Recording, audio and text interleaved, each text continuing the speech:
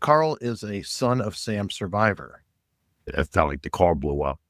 The windows were blown, the side windows were blown out. I believe the back window was blown out. And I had, pieces of auto glass all embedded in my hands and my arm. There was no pain, but there was blood. And so I yelled at her. I said, let's get out of here. You got a bullet in your head. And Yeah, like I'm doing a shot before I go to the hospital. Yeah, you show up with a bloodstained shirt, they take you right in, no waiting. And by the way, you're probably going to find a bag of pot there because I threw it out the window. You get shot and it's like, who's trying to kill me? Who did I piss off? Like, is the serial killer going to come back and get me? Right.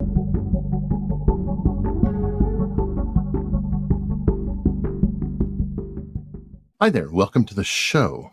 Today's episode is another one from the vault. Carl Denaro was on a date with Rosemary Keenan. When he was parked in a car talking to her, someone came along and shot him in the head. Turns out later, the individual convicted for shooting him in the head was Son of Sam. Now, Son of Sam, David Berkowitz, is on Netflix lately, and Carl Denaro's story is also in there. But this interview goes in depth in what Carl went through, his beliefs.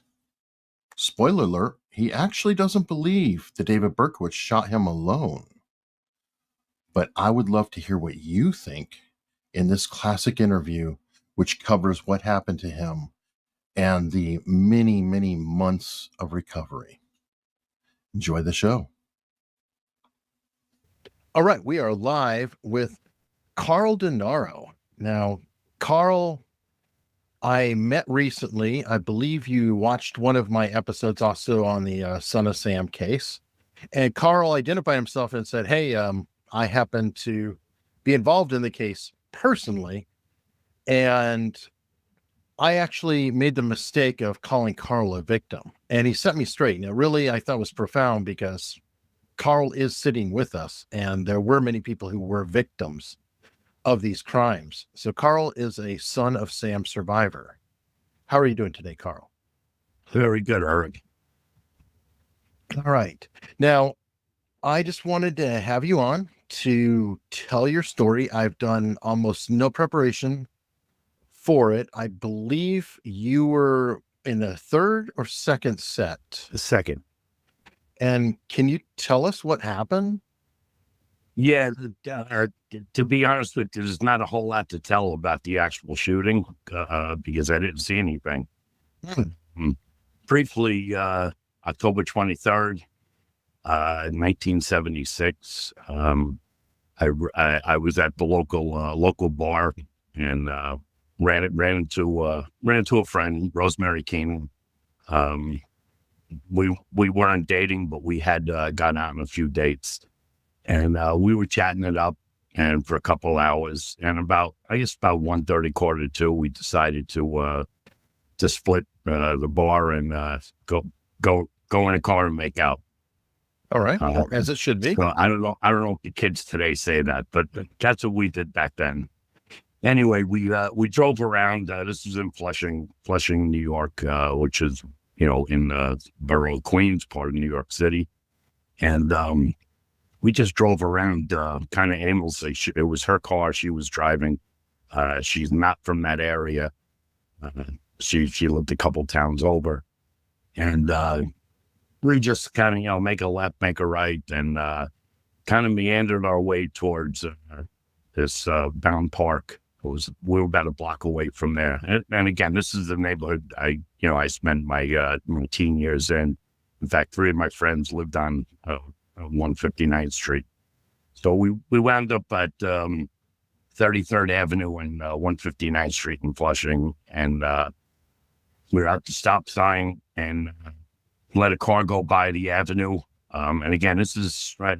I guess now it's like 5 to 2 in the morning. And this area is there's no stores. There's very little car traffic. And even less foot traffic. But we let this one car go by. She crossed the avenue, and I said, pull over there. So she pulled in front of the first house in the corner, about 20 feet up from the intersection. And we started making out, and literally we were probably there, I don't know, 3, 4, 5, no more than 5 minutes. And next thing you know, as I described later, I felt like the car blew up. The windows were blown, the side windows were blown out. I believe the back window was blown out. And I had, pieces of auto glass all embedded in my hands and my arm. Could you tell what's happening at the time? It's kind of weird because I knew we were in trouble, but I didn't know I was shot. And to be honest with you, there was no pain, but there was blood. And so I yelled at her. I said, let's get out of here. And she started the car up and took off down the block. At that point, I passed out, and I woke up probably 20 seconds later, and she was in a panic because she didn't know where she was. And but like I said, it was my neighborhood, and we actually were about 4 blocks away from the bar that we started at. So I directed her. I know this sounds crazy, but instead of taking her to the hospital, I directed her to the bar. And, motivation, man. I call motivated reasoning. So rumor has it, and this is just a little comedy. The rumor was going around back in the day that I actually told her to go back to the bar so I could have a shot before I went to the hospital. That is not true, but it you should own it. You should own it. You'd be like, "That's right." You'd be like, right? Maybe I should. Yeah, you got a bullet in your head, and like I'm doing a shot before I go to the hospital. They're not going to let me drink there. So anyway, she pulls up to a parking spot in front of the bar, and I get out of the car, I walk into the bar, and at this point, I'm assuming she's following me, but I'll be honest with you, I really don't remember. And the guy at the door, Vinny, I've been hanging out at this bar for 5 years now, so everyone knew me. And he said, Carl, you don't look so good. And I said, I don't feel so good. I think the car blew up. And with that, he sat me down, and I had very long hair at the time, past my shoulders. And apparently the head wound that I suffered, but didn't realize my hair was holding the blood in. So when I sat down, my head went down, and my shirt turned blood red.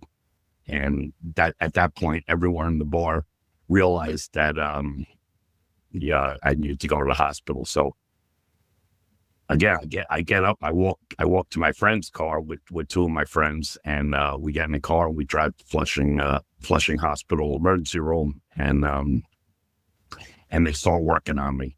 I'm conscious except for that brief 15 seconds, I'm conscious for the whole time. And you didn't have a long wait either, huh?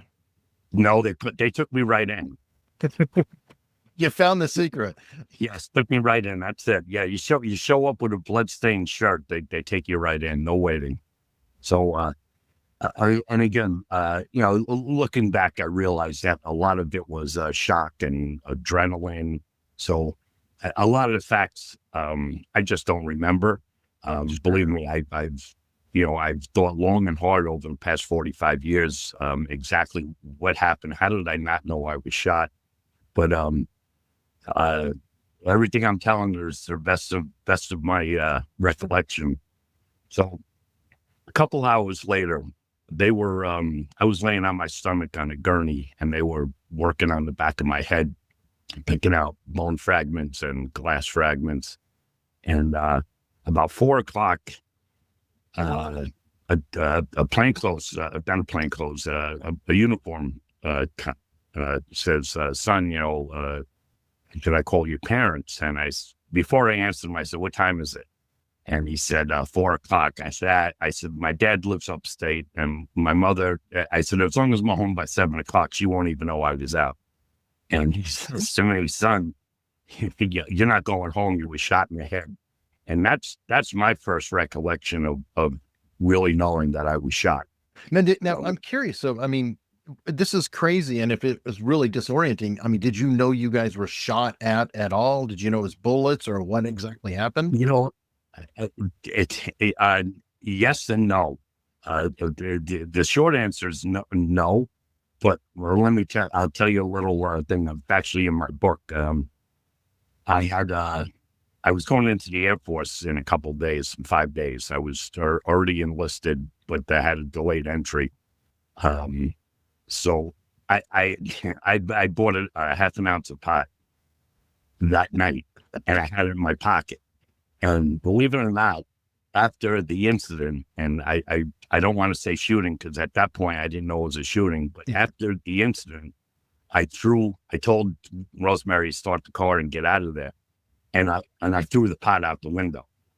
So that tells me I must, maybe I didn't know I was shot, but I knew I was in trouble because why else would I throw out in the moment and it got blurry? Right. Probably. I mean, you were concussed, obviously, to its degree. Yeah. So that's why like I said, to the best of my recollection, no, I didn't know I was shot, but obviously I knew something was up because why would I throw out pot? I know, wasting something that good. Right. So I did tell. So that's kind of like the end of the story for that night. The next thing, they took. Well, have you talked to Rosemary since? Say that again. Have you talked to Rosemary since? She actually visited me in the hospital. For about 10 days. And then what happened was everyone wanted to see the guy that got shot in the head. And I remember one day, and you have to realize at this point, I'm in so much pain, and there's no painkiller for a head injury. Certainly not back then. It would give me 2 Tylenol, which really didn't do the trick. And my head's bandaged up. Sure. And my mother walks in one day, and there was 25 people around the bed, and she flipped out and told the hospital, "That's it, no more visitors, except family." So that was the end of me seeing Rosemary until I ran into her, probably 15 years later. And we had a nice chat. We talked for about an hour. And she was happily married, had I don't know, 2 or 3 kids at the time. But yeah, that was it. But we never, like I said, we weren't dating. During at that time, we would just, back then. Again, I don't know if the kids do it today, but back then, it was like 10 of us from 10 guys from the neighborhood who went to Queensboro Community College, and we palled around and we met a group of girls from Bayside, and and she was part of that group. So we just started, her and her friends would come to my bar. We would go to Bayside, go to, the bar they hung out at, and, I remember those days. There was always a hangout place or whatever, exactly. We didn't have a lot of entertainment at the time. Right. Because it went on that way in the 80s. Well, we didn't have cell phones to play games with. No, none of that stuff. Yeah. We had actual albums on turntables and those days playing. Okay, so can we walk through, because now what's really interesting is being in the second attack. There was nobody thought anything about serial killer or anything else at that point. I don't think, right? Wasn't it like at 4 or 5 in that they finally said, there's something going on here? You're 100% correct. There was inklings of something might be going on. Again, the first incident was July 29th of 76. Mine was October 23rd. Two more girls were shot and wounded 6 weeks after that at the end of November. But in January, there was some rumblings with no proof that the police shared with the press. But there was and again, I found this out many years later. Sure. The official gotcha moment was March 10th. And that's when the Mayor Beam, and the police commissioner, Codd, had a joint press conference saying, we have a serial killer. That was after the fifth incident. And it was really just based on the caliber of bullets. That The 44 caliber killer. Right. What were you doing at this time? Can you tell me about, just life? I mean, getting out of the hospital, what happened with you? Yeah, so I was in the hospital for 3 weeks, and I had to they had to put a plate in my head to cover the hole. The hole was probably, by the time the doctors were done, shaving the skull bone down, and there was a hole about the size of a 50-cent piece. So they couldn't put the plate in right away because of infection and trauma to the body. So I had a 3 months convalescence at my mother's house, where I wasn't allowed to go out because there was nothing between the outside air and my brain. Oh, wow. And, yeah. So I was basically a prisoner of my mother's house. When you're 20 years old. Now that was torture. That's horrible. And you essentially regretted throwing out the weed, right? Yeah, exactly. And no weed. Exactly. And then in January 20th, I had the plate put in. Believe it or not, I was so looking forward to that operation, which sounds weird. No. Believe me. That was followed by another 2 weeks in the hospital, and then another 3 months of convalescing at my mother's house. And about I'm not really sure, the end of April, May, the neurosurgeon I had to go see. That was the only time I went out of the house was once a week. I had to go see the neurosurgeon, and he gave me permission to have a beer. So of course, me being a 20-year-old, said, "Can I have because you can have what do you say? You can have a beer a day." So I said, "Can I save them up and have 6 on Friday?" And he just looked at me and was like, "Yeah, whatever." But by June, I was pretty much back to normal, as normal as can be. And I started. I got a discharge, an honorable discharge from the Air Force because they had no use for my services. And I guess you couldn't go in after that. It was too crazy. The war was over. I guess there was probably some troops left in Vietnam, but they certainly weren't drafting anymore. Oh no, it's stripes down. Yeah. So I took a job at Citibank. Believe it or not, working as a security guard. You go figure. It wasn't like I was guarding money. I worked in an office building, and I basically checked IDs. Back in the day before there was all this, technology, you actually had a guy standing there asking people for their ID. Yeah. Still have somebody standing there. Do you still have the plate in your head? Yes. Yeah. Permanent plate. The doctor told me, he goes, when everything heals, he goes, the back of your head will be the strongest part of your body. So knock on wood, no problems. What is it made out of? We don't know, and believe it or not, the hospital records are gone. The neurosurgeon is dead. I had probably 25, 30 years ago, I had some knee problems, and the doctor suggested an MRI. So I didn't know much about MRIs, but I did know. I remember reading a story about a kid that had, I think, screws put in his wrist, and they put him in an MRI, and it didn't end out well.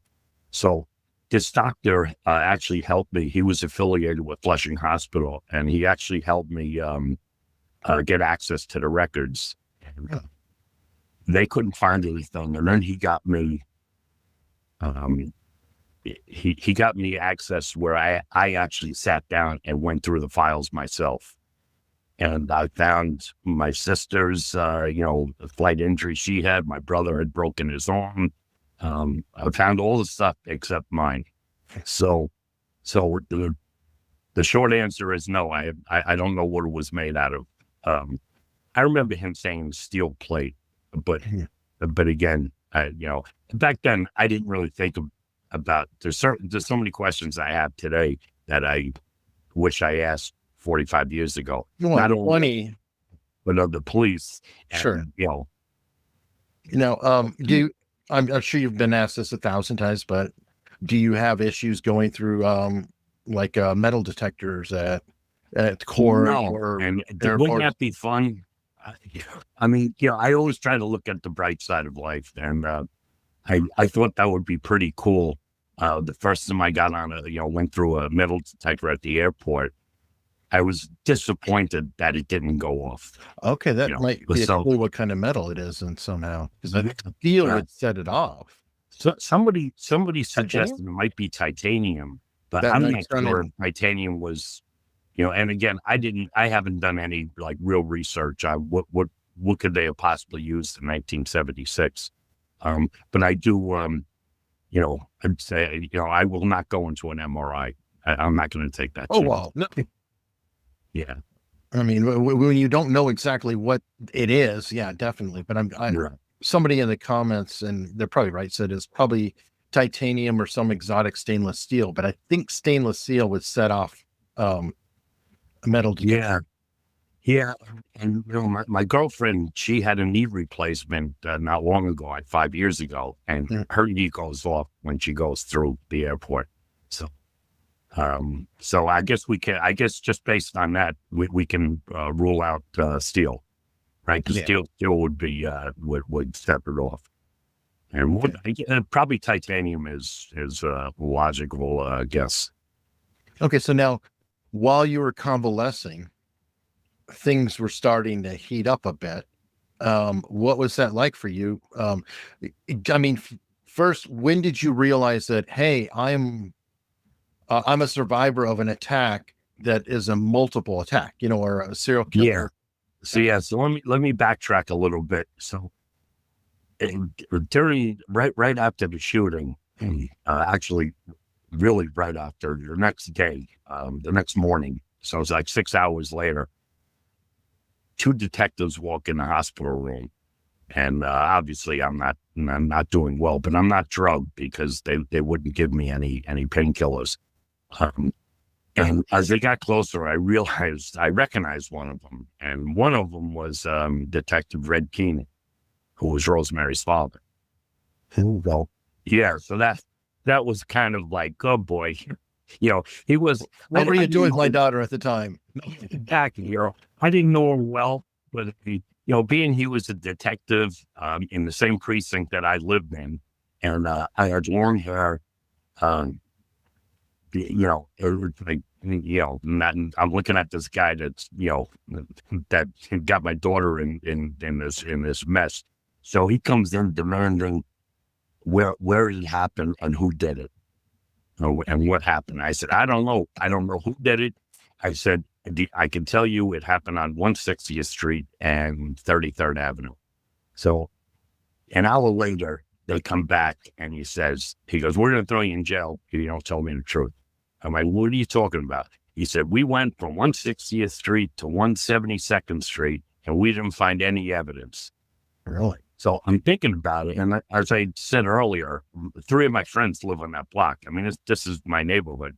I'm like, oh crap, it is 159th Street. Right? And I'm thinking to myself, as they walked out the door, I'm thinking to myself, it's like, you didn't think to go 1 block the other direction, but be that as may.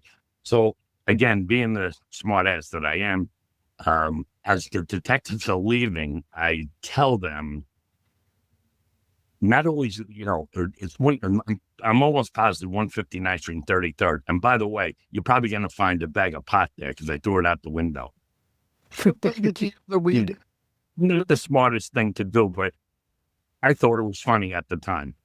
So sure enough, half hour later, they come back and they said, yes, it was 159th Street. And the pot wasn't there, but we did find the broken glass and blah, blah, blah.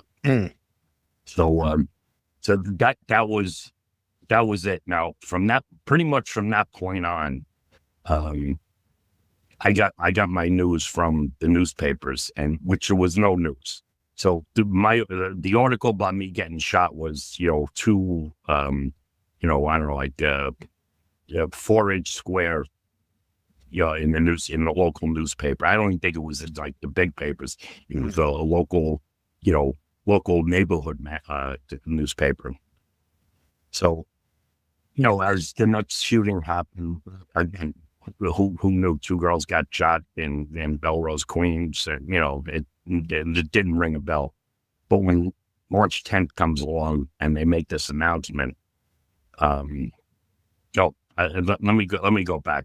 So during this initial meeting with the police, and I'm trying to find out where it happened, and I can't blame them for this, but they came to the conclusion that it was a drug deal gone bad. Sure, especially the guy who says and I said, weed out the it kind of window. makes sense. There's no crime in that neighborhood. It's an upper middle class neighborhood. No crime. There's nothing to rob. I got long hair. I already told him I had a half an ounce of pot and I threw it out the window. But I told him, I said, I've never dealt drugs. And it's not a drug deal. I can't tell you who, what, or where, but it's not. So they brought a list of about 100 names of people who've been arrested in the 109th precinct, and said, do you know any of these people? I'm like, oh, yeah, I know four of them. Give me. I know quite a few of them, but most of them were arrested for smoking pot, stealing a bike, and nothing. Drunk and disorderly, all that. Yeah. So that was it. So they went along with my mother. Kind of went with the theory that it's a drug deal gone bad, and which kind of sucked for me because I'm dealing with an Air Force career that might have been the pain that I went through. Sure. What am I going to do now? And meanwhile, the police and my mother, I'm defending myself, saying I'm not a drug dealer. That's I smoke pot, yes, but I don't deal drugs. So March 10th was a big day for me. When they announced at a press conference, we have a serial killer. So I always like to call that Vindication Day. What? Okay, so I want to hear about that. So let's savor this for a minute. First off, what did your mother say? About what? About when it was revealed that it was a serial killer. Well, she had to step back a little bit, but she did. She had to step back because now there is the police commissioner and the mayor backing my story up, but she's still laid on the fact it's those hooligans you hang out with. So it's a serial killer who sold drugs, right? You're still semi-responsible because you smoke pot. Sure, but how about the cops? Were they cooler with you then? No, not at all. In fact, it's a very disturbing thing, and I guess this is going to come off as a knock on the police, but it's something that still bothers me to this day, except for the initial interrogation, and then when they brought the list of 100 possible suspects. Other than that, there is one other incident with them, but I'll get to that later. They never contacted me. They didn't contact me. How are you doing? Did you think of anything? Which to me seemed like a normal response. You figure a detective would follow up saying, hey, did you get any odd phone calls, or did one of your friends, unfriend you? But nothing. It was so, I was just left to my own devices wondering, what the hell happened and who did it. And, after that March 10th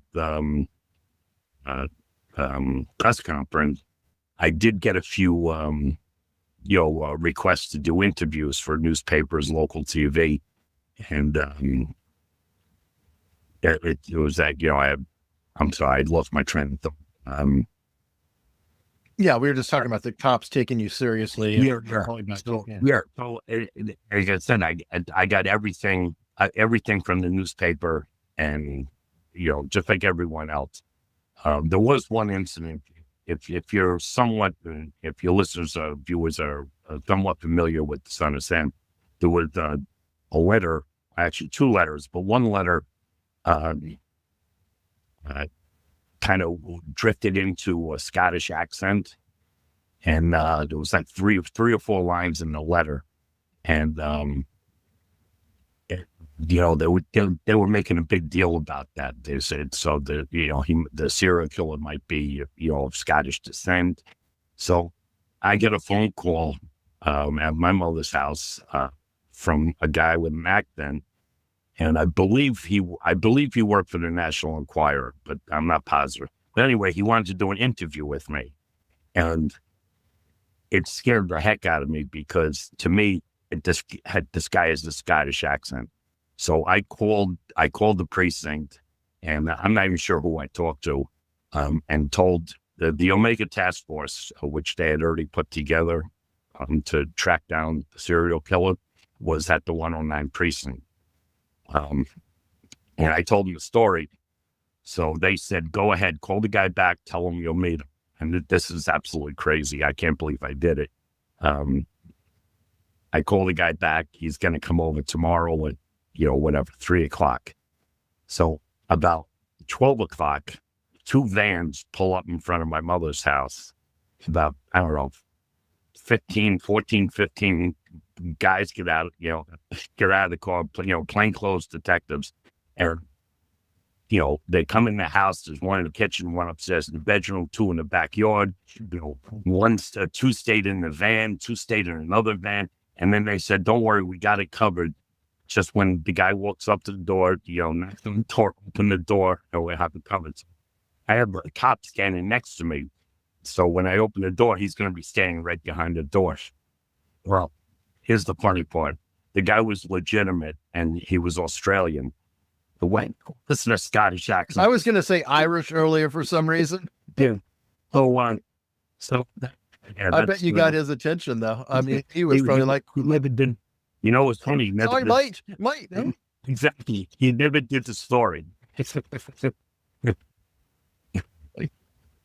Yeah. Only imagine. There's always a little humor in any story. Oh, sure. But okay. You had to feel a little skeezed out, a little creeped out, though, because when you know that now you're part of something bigger like that, and others had died, like you and Rosemary came out, well, all things considered. Without a doubt. That had to kind of haunt you and worry you a little bit. Yeah. It's kind of strange because, it happens, you get shot and it's like, who's trying to kill me? Who did I piss off? It can't just be random. And like I said, even back then I knew it's like, it doesn't make sense. I said, dude, I had to piss somebody off. So you go through that, then you get accused of being a drug dealer. Then they say there's a serial killer. And so it was vindication on that front, but it was also, it opened up a whole new set of, a whole new can of worms. Like, is the serial killer going to come back and get me? Right. Did you see something, or did they think that you saw something and you could be a threat? Right. So now, so from March 10th, like I said, I had maybe a day of, yay, vindication. And then the next day, and it became, wait a minute. I can be in big trouble here. And, I have to say, for the next 4 months, I didn't worry about the first 6 months. I didn't really concern myself with people, coming back to get me. But once it was a serial killer, it was I got a little nervous. And then the letters. I mean, didn't that amp it up a little bit? Yeah. So it's again, if you're just fairly familiar with Son of Sam, they talk about this 13-month terror spree that the whole city was locked down. That's not entirely true, because it started in July 76, and the terror started on March 10th. Yeah, March through August, right? And then they arrested Berkowitz on August 10th of 77. So it was basically March, April, May, June, July. It's still 5 months is a long time to be afraid, but the Summer of Sam. Months. Yeah. While it's not related directly, is a good title because the summer was when it was really pretty heightened up. Absolute peak, right? Yeah. Yeah. So the second to last shooting was, I believe, June 25th. And the discotheque. which back then every neighborhood had a disco. So, that really blew the can open, about people staying home, dyeing their hair, changing how they look. And, so that little period, that 2-month period is that was really when the mayhem was, was big in New York City. Okay. So now we know, and I want to lead it to, because I want to leave a lot of meat to your book, because obviously you want, people to read the books. There's a lot that's going to be coming leading into it. One thing I want to say, just for anyone that might be interested in reading the book, if you enjoy my banter, you're gonna love the book, because I wrote the book in my voice. So a few people have told me book. A few people have told me that they really enjoyed the book, because when they were reading it, they felt like they were sitting at a bar talking to me. So I thought that was a very good endorsement. So yeah, I hope people read it. Oh yeah, I'm definitely going to put a link in the show notes, and so people can grab it. And the book is called "The Son of Sam and Me: The Truth About Why I Wasn't Shot by David Berkowitz." So I've been bearing the lead for a while here, but that's sort of deliberate, because really I just want to know. We don't spend a lot of time, living in your shoes, and there's a period of time where you know one thing or you don't know one thing, and this is important. This time here of what you went through, I think that everyone can really, recognize how. Well, we can only imagine, because I'm happy to say that I've never gone through it, and I have no intention of doing so. I'm glad that I'm glad it was you rather than me. I'm sorry it was not me. Now, I tell you, it's a tough way to be to get your 15 minutes of fame. I think you do it some other way. Yeah, winning a lottery ticket that'd be that would be good. I'm sold on that kind of thing. Yeah, for sure. All right, so now come August, so we've everything's heightened up and all that. Now all of a sudden, David Berkowitz, I guess it's gonna. I don't know. I don't want to get in trouble for the term, but he's kind of a schlubby guy. Yeah, maybe the term you use. Well, that was when they marched him into police headquarters. Everyone's reaction was, "That's the serial killer." He just didn't fit. You just expect someone that looks really angry. I mean, the guy's got chubby cheeks, or rosy red cheeks. Right, like somebody your cousin dated or something, right? Yeah, or he just didn't fit the mold. Okay, so now. What did you think at the time? Because, so now you've been kind of living, I hate to say, I don't know what level of fear, but maybe a low grade fear that you never know, if some freak's going to come along and then they arrest somebody. What was that like for you? It was, I don't even know what word to use, but I can tell you how it happened and what I did. About 2:00 in the morning, I got a phone call from my sister. And she said, the police just arrested a guy, the son of Sam, this guy, David Berkowitz. I'm like, what are you talking about? And she said that a reporter had called her. She had her own apartment, but obviously the same last name. So he thought he was contacting my mother's house. So that's how I found out. And again, going back to the police, you would figure at some point between that ride home with Berkowitz in the car from Yonkers, somebody would have said, we should contact the victims and tell them that we arrested somebody, but they didn't. So when she told me this, I hung up and I just sat, and it was like 2:30 in the morning. I just sat inside of my bed for about 2 hours and just kind of relived the last year. Like fast forward and then slow motion. Was it a relief or just surreal? It's surreal. Surreal would be the best way to describe it.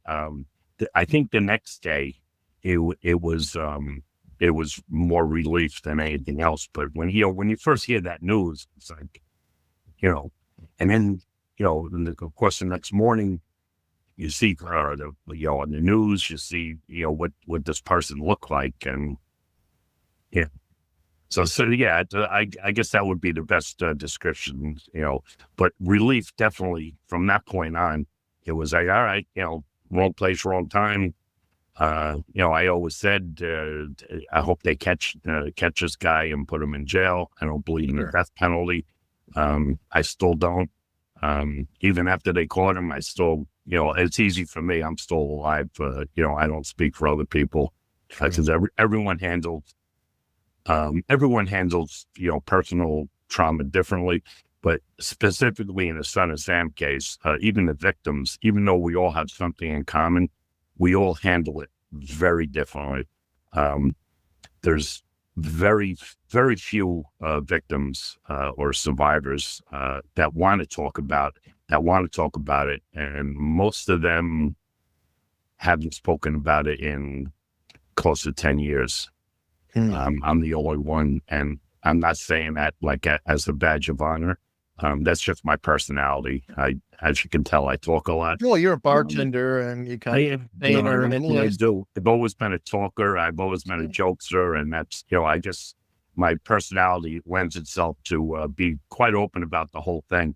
The other survivors, and again, everyone was injured differently, and it affected their lives differently. But one was completely blinded, wasn't he? Yeah, no, Robert Violante, he was blind in one eye and has like 20% vision in his other eye. His life was destroyed, and I'm not friends with him, but I am friends with friends of his, and they tell me it's a real sad story. I mean, he was an aspiring model, good looking guy, and he wound up living in his parents' house. His parents passed away. He still lives there. He takes, dial access for rides to the doctor because he can't drive. He lost his date because she died right next to him. She died, yeah. And I don't know if he ever dated again, but I know he didn't get married. Yeah. And he wound up working for the post office, so at least he had a job and he's got a pension. Yeah, it's sad. And, and there's other people who physically weren't, injured, that seriously, but, who's to say psychologically how it affected them. And, yeah, and one of, in the third incident, two young girls were shot, and, Donna DeMasi and Joanne Lamino. Joanne just passed away a few weeks ago, like 3 weeks ago. And another tragic story. I mean, she was 18 years old. She gets shot and she was paralyzed from the neck down. Oh. And yeah, so as someone in my Facebook group pointed out, and rightfully so, there's another Son of Sam victim. Because, her life... Oh, sure, she was murdered. It just was long. Yeah, exactly. Took a while to finish. I mean, she was, I'd say she was like 60, 62, 61. Sure. So, I mean, that's very young to die, but, she's also spent the last, whatever. She did not have a full 45 years in a wheelchair. Yeah. So, there's a lot of tragic stories within this, yeah. Okay, so now, when he was caught and everything, and I don't remember all the trial. I did watch the Sons of Sam documentary or whatever, and read some of Maury Terry's book. I think there were some problems with search warrants and stuff, and he confessed, which kind of helped move it along. Were you involved with the trials or anything? Well, you mean the search warrant in the car? Yeah, Yeah. I mean, it would have. It's all right. So there were some blunders. So real quick, because this is a long, convoluted story. But basically, Berkowitz got a parking ticket at the last shooting scene. It was about 6 blocks away from the shooting scene. He paid the ticket immediately. And about, let me see, that it was July 29th when shooting happened. About August 3rd, a witness said, there was cops giving out tickets that night. So they started the NYPD started going through looking for tickets. And I said, wow, here's a guy from Yonkers. What is he doing in Brooklyn? And for those of you who aren't around here, Yonkers in Brooklyn is a million miles away. I mean, it's literally, I guess it's about 25 miles, but it's worlds away. And there would be no reason for a guy from Yonkers to be in Brooklyn at 2 a.m, parked in front of a fire hydrant. So they assumed it was some kind of livery guy or whatever. Obviously you don't park in front of a fire hydrant if you go into a party. Mm. They went up there under the assumption that it's a witness. What did you see? You got a ticket at 2:00. The shooting happened at 2:05. What did you see anything? They call the Yonkers Police Department because they can't get in touch with this David Berkowitz. The dispatcher answers the phone and says, "Oh, you looking for David Berkowitz? Yeah, he lives right behind me. He's the son of Sam." And there's the detective justice says, "What are you talking about?" He goes, "Oh yeah, he's been sending us letters. He shoots dogs. He's crazy. He's the son of Sam." So even with that, 2 detectives go up to Yonkers from New York City, and they start surveilling. I believe they went up there like at 5 p.m. or 6 o'clock, and there's the galaxy. There's Berkowitz's car. So they call 2 more detectives, and I guess around 7:30 or thereabouts, one of the detectives opens up the car, and there's a duffel bag in the back. He opens it up. There's a machine gun and some ammunition. Then he opens up the glove compartment. There's a .44 and a letter. Basically, the letter basically said something to the effect, "I'm not done. I'm going out to the Hamptons to kill people at a discotheque." So they realize it's like none of this is admissible because there was no search warrant.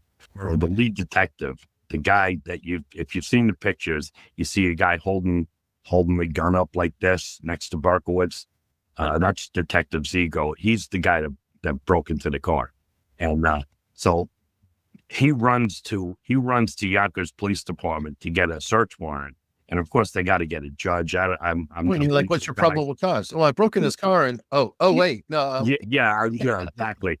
So at this point, it's like we got sort of Sam. So now they call, I believe, 4 more. So it was a total.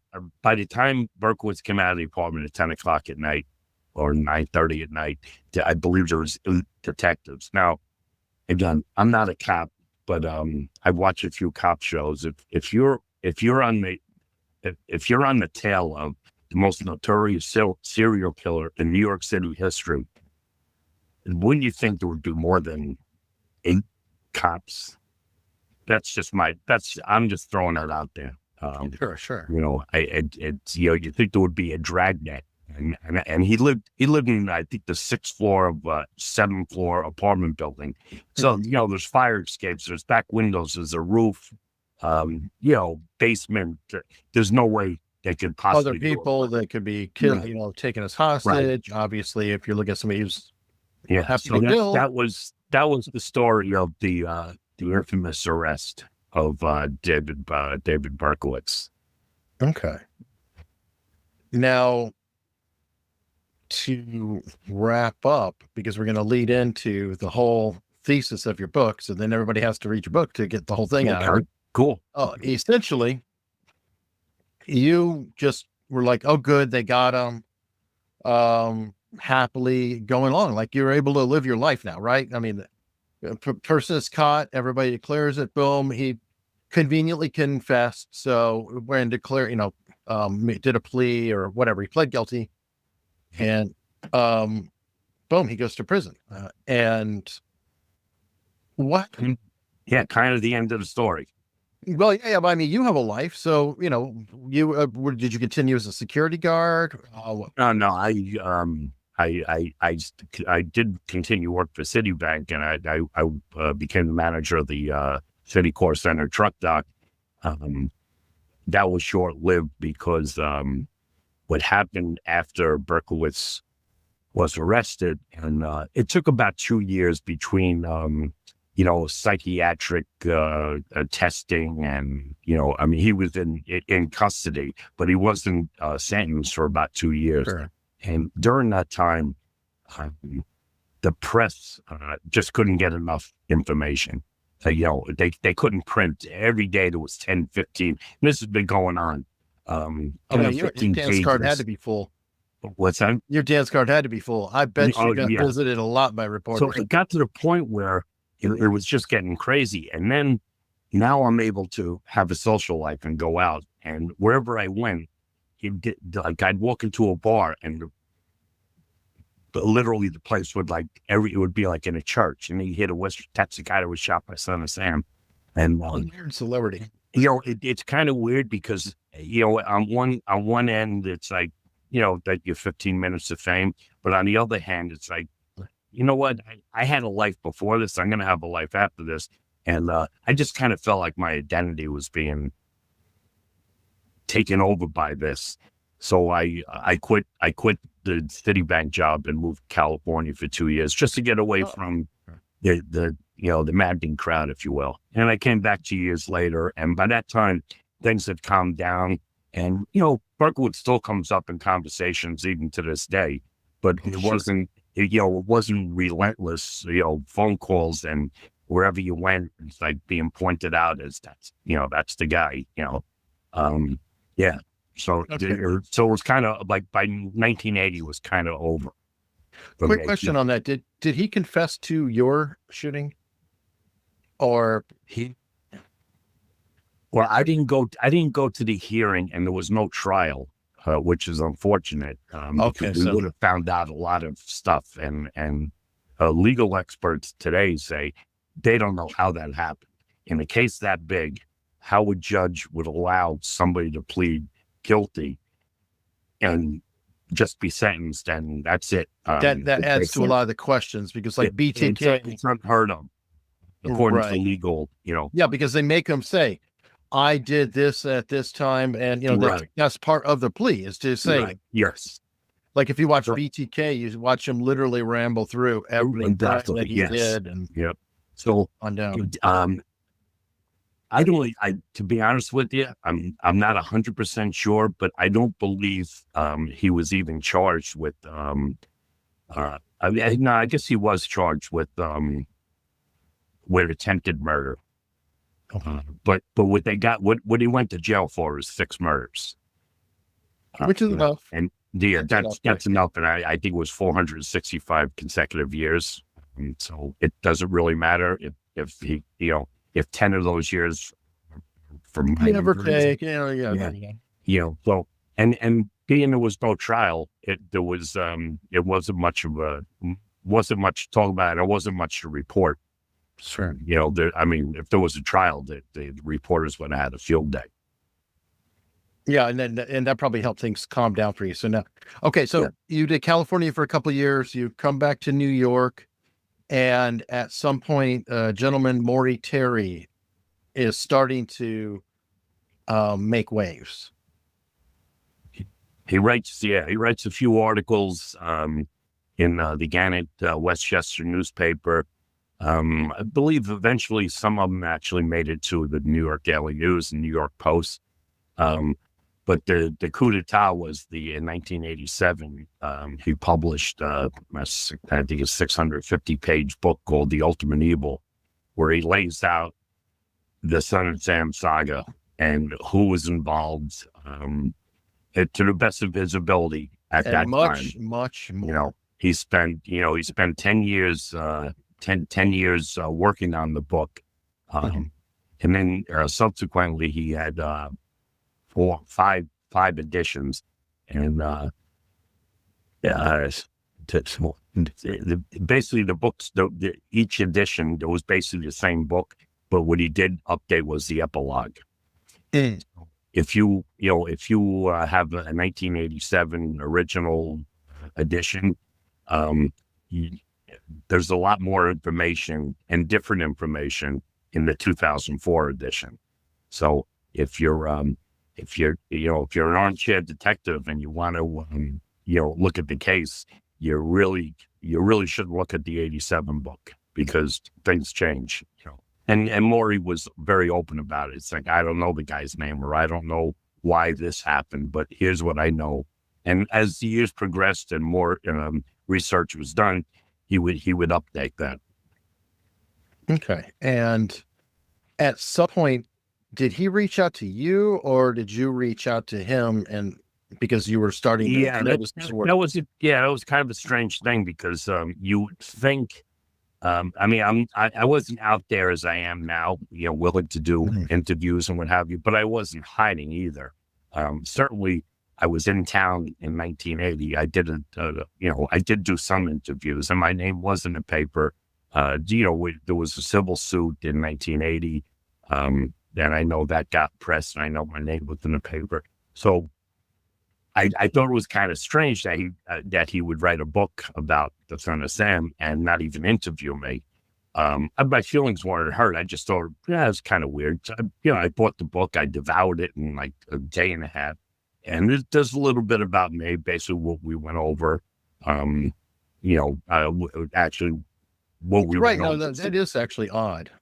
Yeah. No, I'm sorry. It's a little more odd than you're making it out to be, because his whole theory was an alternate theory, and he really should have been asking you, did you see this, in retrospect, that, or, that's odd. Yes. In retrospect, I agree. But on the other hand, he wasn't, and I don't agree with this, because my focus today is on the victims and the shooters. This thing is, just grows and grows and grows, spirals out of control. And if you try to cover all the bases in one investigation, you're not going to get anywhere.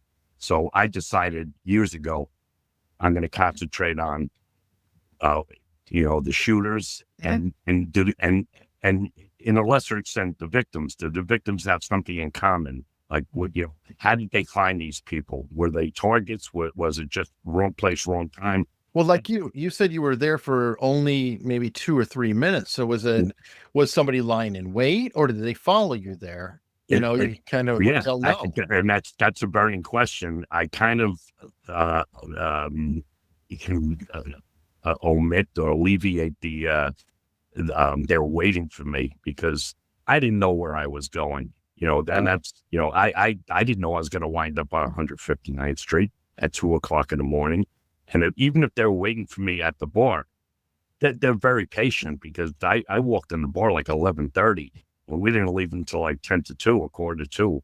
So someone sat outside for 2.5 hours hoping I would come out with Rosemary. I don't know. These are questions I still have. I don't have answers to. Or they could have just been waiting for somebody. Like, but I'm telling you, it's hard to describe. But I'm telling you, at 2:00 in the morning, the only person walking there might be some crazy dog owner walking their dog. And like I said, the avenue was 3 blocks off of a major thoroughfare, Northern Boulevard, which is like a 6-lane. 6-lane. It goes the length of Long Island, all the way out to I believe to Montauk. So if you want to go east to west or west to east, you're going to go on Northern Boulevard. You're not going to go on 33rd Avenue, because 33rd Avenue actually ends about 20 blocks east of where I was shot, because there's another expressway that doesn't have you can't get through it. So it's not like a main thoroughfare, So who knows? I mean, that's, and the fact, and another thing, getting back to Maury and that interviewing me, I openly state I know nothing. I didn't see anything. And that was well publicized in the papers that, victim didn't see anything. Girl didn't see anything. They think it's a drug deal, end the story. So I give him a pass on that, but I know where you're going, and that's it's a good avenue to go down. As far as Maury not interviewing me or not interviewing somebody else that might have been pertinent to the case. Well, and again, okay, maybe he did know nothing, but just to get the idea. I don't know. It's Yeah. No, I'm not going to argue with you. I'm the one that brought it up. Yeah, fair enough. So now, after you met with Maury, you guys kind of became pretty good friends, right? Yeah, we actually met. We were I was going to do a show with Geraldo Rivera, and at the time he worked for Channel 9 WOR, and the studio was in Secaucus, New Jersey. So I was working in Manhattan at the time, and they asked me if I'd be willing to take a subway up to 57th Street, and they'll send a car to pick me and Maury up. And they said, have dinner on the show. You and Maury get to know each other, and then the car will pick you up. We'll bring you out to Jersey, and you can do the show. So that's how I met Maury. And by the time we got to the studio, we spent about an hour and a half in Kennedy's. We chose not to have dinner and to have a few drinks instead. And then we got into the car service, and went to the studio. And by the time we got to the studio, we were friends. I mean, we just clicked. We have a lot of things in common, but sports fans, music fans, and of outgoing course, personalities. What was that? Outgoing personalities. We it was like two big egos in one car, without a doubt. Yeah. So this was in, I believe it was 94. It might have been 95, but I'm pretty sure it was 94. And we just decided to stay in touch. In 94, I did have a cell phone, but Maury didn't. Maury didn't have a computer. The internet was new, but I worked from Merrill Lynch. I had a computer at home with internet. There wasn't a whole lot. I don't know if you remember back in 94, there wasn't a whole lot on the internet to like Google or Netscape or whatever it was back then. But so we talked on the phone, landline.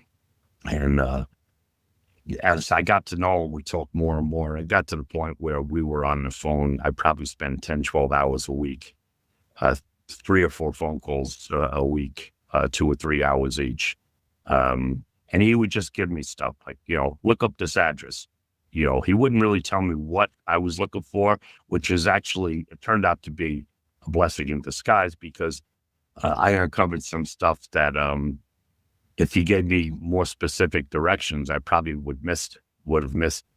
So I kind of became his research assistant. Well, yeah, one of his many assistants. We got to the point where I actually got pretty good at it, and I started, I still stay friends with him, but I started doing my own stuff.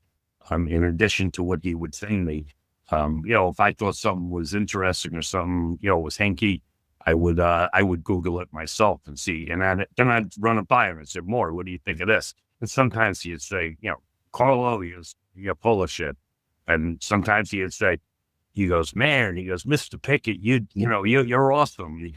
He had a bunch of nicknames for me. Not only did we do the Son of Sam research, but we became very good friends. I mean, I knew all about his life. He knew all about my life. He knew what struggles I was going through, personally, going through a divorce, my daughter's, he'd always ask how my daughter's doing. And we would meet once a month in person at the bar that we met at Kennedy's. And God, we had such good times there. I'd go up there after work, and I'd get there like at 6:30, and sometimes we'd be there to 2 or 3 in the morning, and we just had so much fun. And it wasn't just him; it was the Kennedy's was a hangout for use that word, hangout.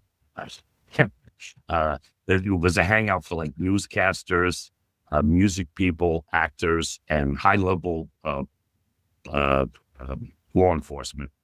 not, some detectives, but there was like, chief of police would be there. Yeah, he was a reporter. It's kind of a cop reporter bar because they tend to go together. So it was kind of cool, just like here I am, except for getting shot, I don't really belong here. And now I'm sitting next to like David Diaz and I'm drawing blanks on all the people that we used to go there. Roscoe, radio personality, Jerry Orbach from Law and Order. Yeah, from Law and Order. Cliff Gorman. He was probably in 300 movies. Everyone knows Cliff passed away, but very sadly. Yeah, yes. It's but no one knows Cliff Gorman by name, but if you saw a picture and it's like, oh, I know that guy, because he was in like 325 movies, and he did win a Tony Award for playing Lenny on Broadway. Lenny Bruce. Lenny Bruce. Yeah. Of course, I think when they made the movie, I think Dustin Hoffman. Dustin Hoffman, right? He wasn't Hollywood famous enough or whatever. Yeah. That makes sense.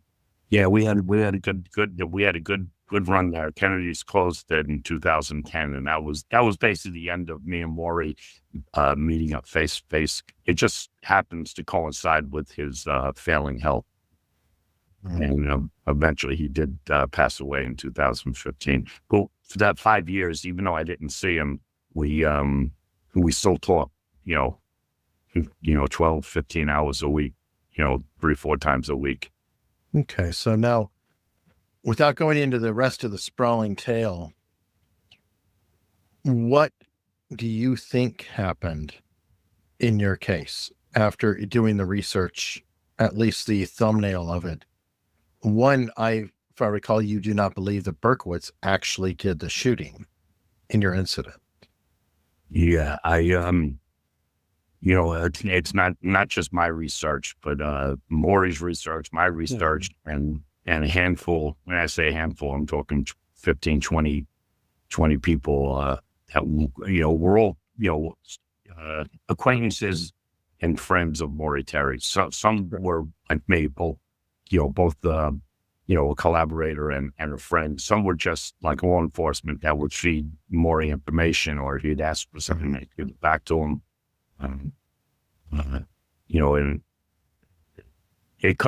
guess it culminates with my shooting with, you're going to have to read the book, but there's three minor incidents. The first one happened in 1980. The second incident is me reading The Ultimate Evil. And the third one was talking to a ballistics detective who worked on my case in 1990. He worked on my case in 1990. I met him, and he told me that a woman or a 90-pound weakling shot me. So it all culminates with Berkowitz saying on national TV in 1993 that he did not shoot me and that a woman did, but he wouldn't give the name up. I have, I'm not at liberty to say because there's two suspects. Both of them are still alive. But I know who they are. I know where they live. And we can never get some kind of corroborating evidence. I'll be the first one to go to the district attorney. First case reopened. Now for the chat, question here, Patsy. In this case, Sean, this is Sean Brim, I would say no, because one of the problems is that there are theories out there, including Carl, that David Berkowitz did not shoot everyone, but that doesn't mean David Berkowitz did not shoot people. He is a murderer. On all accounts. It's just a matter of how many. So I do not weep for David Berkowitz. No. He's just a bad person. Wrong. Yes, he openly admits he shot 3 people, shot and killed 3 people.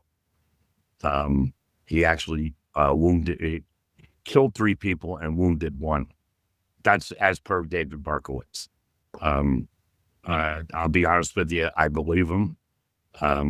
There's a lot of reasons why especially 45 years later. You know, I mean, he's in jail the rest of his life. Why would he just say 3 and not 6? Sure, there's no risk. But that, again, I know that opens up a can of worms. And, you know, I've had this discussion with John Douglas on a show 20 years ago. FBI John Douglas? Yeah. You know, just because, Berkowitz says it, you believe it. And it's like, well, it's a little bit more than that, you know. Right.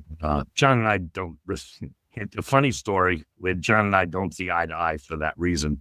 But I just did a show about 6 months ago that just came out like a week ago. I haven't seen it yet.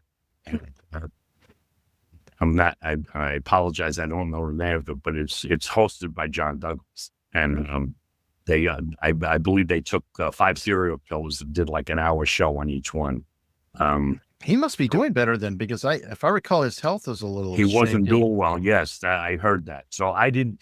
It was funny. I didn't meet him. The show. It was just a producer and talking to a monitor. A guy asking me questions and guy answering. So I just jokingly told the crew, well, a bunch of young guys, they're 27, 28, and I said. I didn't know it was John Douglas' show. I knew the name of the show, but I didn't know it was his show. And I said, when John Douglas finds out I'm the guest of the Son of Sam segment, I said, there's a good chance this will not air, but it did air. So it's on. It's one of the paid Fox channels. Okay, well, it's not up to him anyway. I mean, when it comes to that, it's like, no, they invested in this, and they're, it's like, personality conflict, be damned. There's money on the line. So yeah. Okay, we'll buy you a drink. Feel better. Tough shit. Both of you. I don't care. There's money here. So wow. Okay, so fantastic. This has been wonderful. And seriously, everybody, check out his book. I mean, there's obviously I left so much meat on here. Oh, you gotta read this book.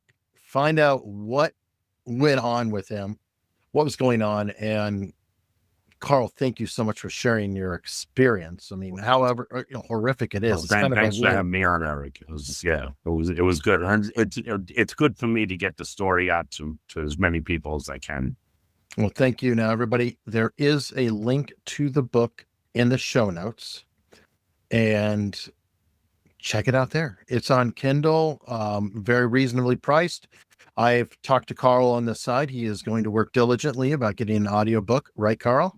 Yeah. In fact, like I said, it's funny you should mention it. Yesterday, I sent an email to the publisher saying what's going on with the audio book, because they already picked a guy. They all right. Good. They sent me 15 different voices, and I said that's the guy, and they said fine, he's going to do it.